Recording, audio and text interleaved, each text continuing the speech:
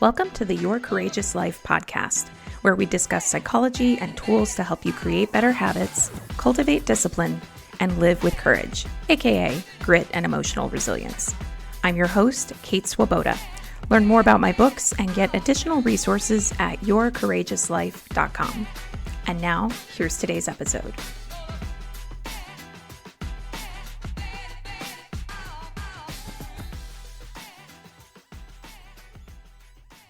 Hello, everybody. It's Kate. After basically 2 years, here I am and I'm back. Although it definitely does not feel the same as it did 2 years ago, which is a good thing, but also comes with its own very strange complications, such as today, when I was going to record this podcast, it took me a minute to remember where the episodes are hosted. Like where they live on the internet and then get, pushed out to Spotify or Apple Podcasts or any of that. Additionally, I have no clue where my original files are, which is why there's a new intro today. With new music, I don't know where my files are from when I was recording podcasts regularly. So, new intro, fresh start, always fun. I suppose I also should warn you that in the background, it's possible you'll hear snoring. And that's also new. Since I was last doing the podcast regularly, I'm now the proud owner of 2 dogs, and they are cute as can be. They follow me like little shadows from room to room to room. And one of them is a little 7-pound teacup chihuahua. We got her from a rescue, but she probably came from a breeder. We don't really know. And for such a tiny little creature, she is the loudest snorer I have ever heard when it comes to dogs. It's pretty intense. So if you hear some snoring or kind of a low moaning or groaning sound in the background, don't worry, it's just the dog. It's not me. All is well over here. So I thought a lot about how to come to today's podcast episode. What did I want to share? After 2 years of being away, that's a pretty significant amount of time to be away from work that you did for 10 years prior to that. What do I want to tell about that time? The good, the bad, the ugly, everything in between. And ultimately, I just went, I don't know that that's the most important thing for me to come here and share today. The reason that I wanted to step back in was quite simple. It was tied to this concept that came to me of create what you crave. If I'm craving creative expression, if I'm craving connection, whatever it is that I'm craving, how do I create that? And what I found I was craving so very deeply actually was to go back to some of the work that I had been doing, but to do it in a very different way. And so today's podcast will actually be really orienting around what I have learned in the past 2 years, the lessons I'm integrating. And tied to all that, by the way, if you are listening to this prior to February 2024, I will be bringing a workshop called Create What You Crave, and it will be happening in February 2024 in California. If you're listening to this prior to that time, head on over to my website and I'm sure you'll find all the appropriate details. And if you're listening to this after that time, then here are some of the lessons that are the underpinning of what I'm creating in 2024 and my life and beyond. And I decided to make today's podcast episode me going through those lessons, because it actually is less important to me to go into in-depth explanations of why I needed to step away, the parts of stepping away that were brutally hard, the parts of stepping away that were the absolute best thing I could have done for myself. Instead of telling that story, I thought I'd share what I've learned. And maybe you'll find that something that I've learned is something that you can take away as well. I think I've gotten like 30 of these. It arose very organically the day that I was writing. I feel like they're all connected and yet they might not go in the perfect order. And my hope is that as you hear each of these, you have some sense of what you want to create in this coming year as well. I love it when somebody shares life lessons, wisdom, whatever they've been learning, etc. And it lands for me as this, oh yeah, I know that. Or, oh, I never thought about it that way before. I love those moments. So these have been some of mine over the past 2 years. And I think I got like 30 of them. So here we go. Number 1, and this is the one that underlies why I am coming back to cultivating a body of work. I am my very best self when I am learning about, writing about, or teaching about the human experience. And for me, that first one, that was a mic drop. It was just boom, there it is. That's the situation for me. I am my best self when I am learning about, writing about, or teaching about the human experience. You, of course, are invited to try writing down the feeder sentence, I am my best self when, and see what follows. Number 2, I do not owe the world misery as penance for my mistakes. Number 3, I do not have to have everything all figured out. I do not have to be continually educating myself about issues, trying to be better, trying to be improve in some way. I'm going to learn as I learn. I'm going to go as I go. I'm going to do what I do. I'm going to live as I live. I'm going to make mistakes along the way. I do not owe the world a finished product. Number 4, I have no interest in arguing with people on the internet. And by the way, a learning kind of a thing that I had and something you can check in with you. This is me talking to me. You check in with you. Take what you like, leave the rest. There was a time where I actually think that I was getting something out of it. I got to feel right. I got to feel self-righteous. There was this kind of adrenaline with like seeing that somebody had said something problematic or that I disagreed with and crafting the exact right thing to say that wasn't abusive. I was not going in at like personal attacks and trying to be abusive, but that would let them know that they were wrong. And now I realize I have no interest in arguing with people on the internet. I don't get anything from it. They don't get anything from it. They won't change my mind. And I realize I'm not going to change theirs. And I accept this and I live my life. Number 5, no one has ever made a movie where the plotline involved someone spending hours every day on social media. Why? Because it's not an interesting life. So get off your phone. Again, I wrote this down for me, so don't feel personally attacked here. This is not about you. But for me, get off the phone, Kate. Get off the phone. And side note, have you ever noticed how often in movies, the person at dinner who just won't put down their phone is the obnoxious character? Don't be that person. All right, number 6, whenever I try to win an argument or prove that I am right, I end up playing life small. Number 7, whatever people think of you online does not matter. I do not at this point even want to engage in a dialogue. I don't want the quote unquote opinions or critique that are really these thinly disguised barbs and jabs and takedowns and all of that. I just don't want to play any part in it.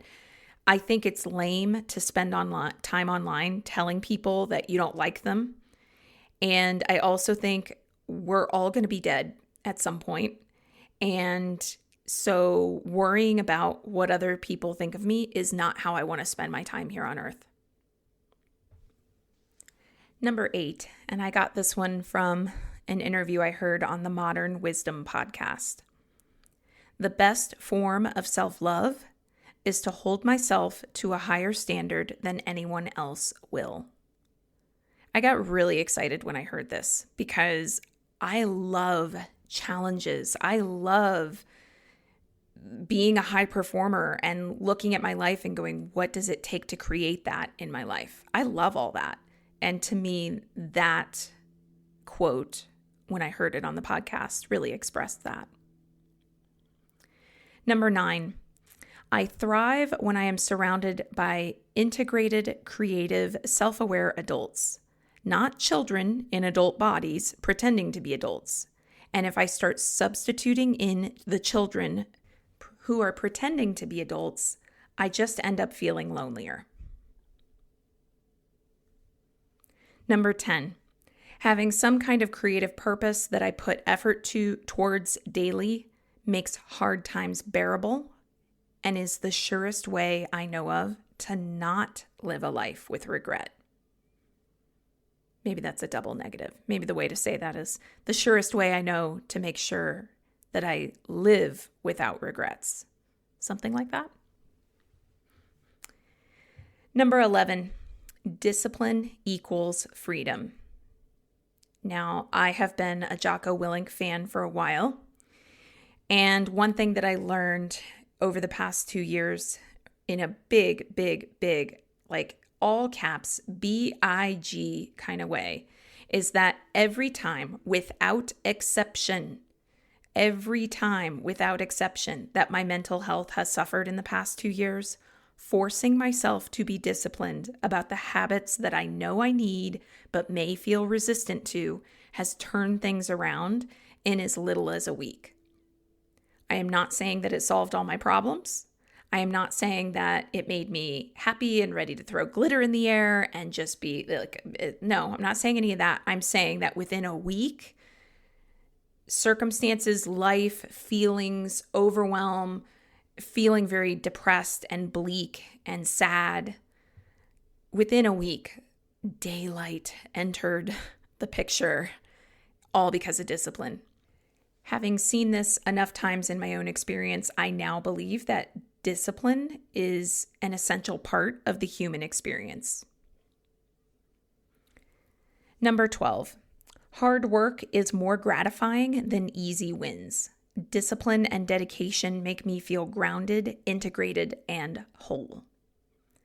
So for as much as I might say, oh, I just want this thing to be easy, why isn't it easier, all of that, actually, the hard work is really gratifying, and I feel better about the results I get when it's been hard work to get there, when I know that I had to put my mind to something. Number 13, ask for help sooner. Ask until you get it. And if others approach you and are worried that you're not okay, believe them. Number 14, the best way that I can love someone is to try to understand them. And that may not mean being in a relationship with them. But for me to feel in integrity with myself, I give all humans an attempt to understand them, an attempt to understand their mental framework, their belief system, the motivations behind their behavior. I make the attempt. Certainly it doesn't consume my life, but I make the attempt. Number 15, look for the people in life who do not think that your mistakes define all of who you are or all of what you're capable of. Number 16, remember that hurt people, meaning that people who are hurting will hurt others. So for me, that means that I need to heal my own pain so that I do less harm. And I want to empathize with the wounds that others carry. Number 17, look for the people in life who don't require constant disclaimers, who are not easily offended, and who possess, just like a corn kernel's worth of common sense. So for instance, when I said just a second ago that hurt people will hurt people, there's someone on the internet who's going to go, now see what that's a phrase that people have been using for years to justify abuse. You're telling women that their abusive partners are wounded, so they should accept the wounding and accept the partner because the partner's hurting, so it's not their fault if they're abusive. And it's just like, hold on. No, I'm not saying any of that. Like, anybody with an ounce of common sense is not saying that.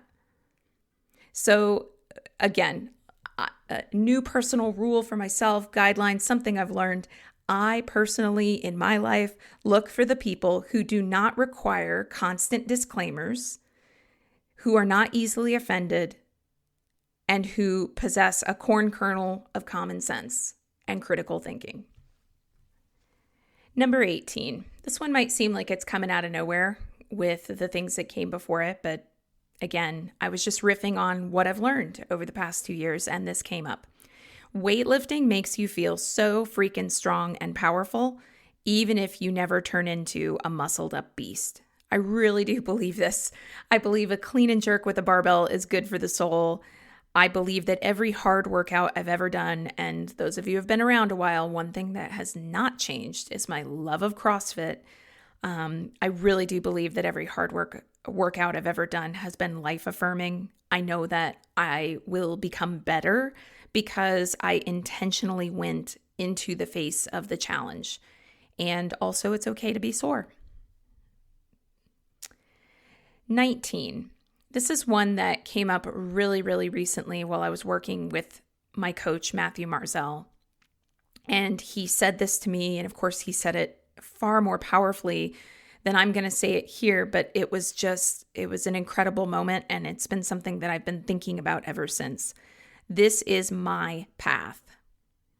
Even if it's fucked up, even if it's potholed with mistakes, even if it isn't what so-and-so thinks I should be doing with it, it's my path. Even if I agree with, that invisible army that, yeah, you made that mistake, even if I'm sitting here nodding my head going, yep, I did. It's my path. So claim your path. Number 20. Over-explaining has the following repercussions: making you seem even less knowledgeable, revealing something you didn't intend to reveal, overwhelming people who have trouble integrating a lot of information, or intimidating them. Saying less is actually more efficient. Number 21. Be honest with yourself. That means genuinely giving yourself credit for efforts and success, but being equally as real with yourself about where you cut corners, play the victim, act entitled, people please, judge, criticize, overreact. Be honest with yourself. Number 22. I think I'm actually losing count at this point, which is perfect for what I'm about to say, which is that perfectionism, speaking of being imperfect, can't remember what number I'm on for absolute certain. Perfectionism, I learned, was driving me to try to be good at all of the things in my business, and that was a form of golden handcuffs when it came to control. I was doing things I didn't like doing, but couldn't release control enough to hire someone else to do them. So then I felt misaligned in my business, and then I wasn't enjoying the work anymore. And that has been a really profound shift in that I am not thinking of what I'm doing any longer as running a business. I'm thinking of it as creating a body of work. No metrics, just creating. And definitely not picking up the torch to try to handle anything that is outside of my wheelhouse. And we'll see how that goes. Number 23. Humans need certain things for optimal functioning, and anytime I cut corners in any of these areas or don't make time for these things, I suffer. And those things are exercise, sleep, healthy food, alone time, creative work, analog time, processing out emotions, appreciation, gratitude, meditation, celebration, connection. Number 24. My feelings are real, but they also tell tall tales. Isolating the internal narratives and ruthlessly reframing those that don't serve me is profound mental health care. Number 25. Writing fiction feeds my soul. I've gone long periods resisting this, and there's a quote that I've heard recently that is based off of Joseph Campbell's quote that the cave you fear to enter holds the treasure you seek. What I've heard, or how I've heard it phrased most recently, is the thing you resist the most is the doorway to your greatest awakening. And there's something about writing fiction, making space for that, even though I am not a published novelist, and even though it doesn't make me any money, and even though, there's something about actually doing that thing that feeds your soul, especially if it's creative work. Even if there's no metric or payoff or any of that I think is part of a well-lived life. Number 26, it's a lot smarter for me to spend a half hour crying my heart out than it is to go weeks or even months with sadness trapped inside that leaves me depressed and angry and taking it out on everyone around me. Number 27, the part of me that critiques and complains is a weird attempt to make up for the past. So in the past, when I had no power to voice my fears or my frustrations, it's like I'm trying to make up for lost time by refusing to stay silent today. But honestly, a lot of the time, the complaints and the critiques just left me feeling angry, did not change anything, and in some cases burned some bridges in my relationships with others. And there is an art to knowing when it's valid to critique or voice a complaint. I'm still learning all the nuances of that art, but I definitely would say I've made some progress around not just jumping straight in with the critique or the complaint from a place of, well, I'd better speak into this because somebody should, or, it's like, where's that voice coming from? Because really, it ain't that heavy. Not anymore, anyway. Number 28, the people who will love you or hate you the most are the people who know you see them clearly. This is a really interesting one to unpack.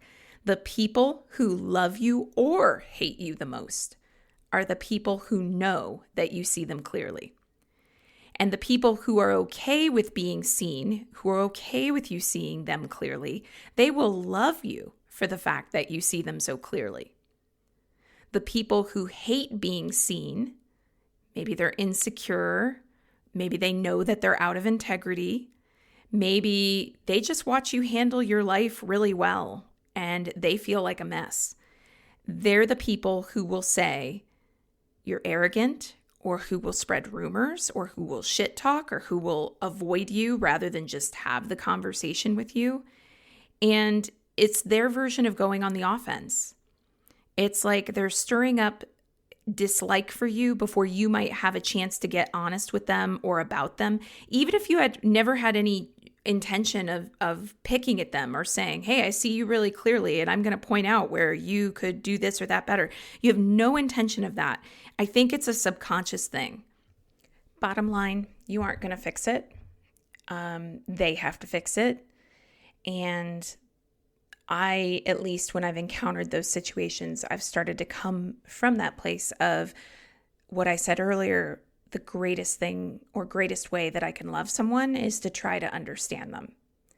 To me, that's what frees us both. If I can understand them, then I can stop taking it personally. And I also might get an insight as to how I could engage with them differently. And then 29, and this is the last one I'll talk about today, but there is a young, tender child in all of us who just wants to be held. That's it. That's it. They just want to be held. And I really do think that trying to be too cool for inner child work is a betrayal of that little child within. Being too cool for looking at the parts of you that have arrested development, that are underdeveloped, that don't have the skills, that are terrified and afraid. Without looking at those pieces, it's a betrayal of the self. All right. So what I did today was I went over these life lessons I've been learning. And I was actually thinking that what I would do for future podcast episodes would be to unpack some of these more. What are all the different nuances that are behind them? Things like that. Also, I would love to hear your questions. I don't think I have ever before taken listener questions and made podcast episodes out of those or anything like that, but I'm doing it now. If I haven't done it before, I'm doing it now. All kinds of new things happening around here. So if you have an interest in submitting a question for the podcast, send an email to support@yourcourageouslife.com, and in the subject line, put something like podcast question or, something like that will highlight your email, and I'll see how I can fold those in. All right, that's today's episode of the Your Courageous Life podcast. Thank you for listening. To dive in deeper and continue the work, head on over to yourcourageouslife.com. See you there.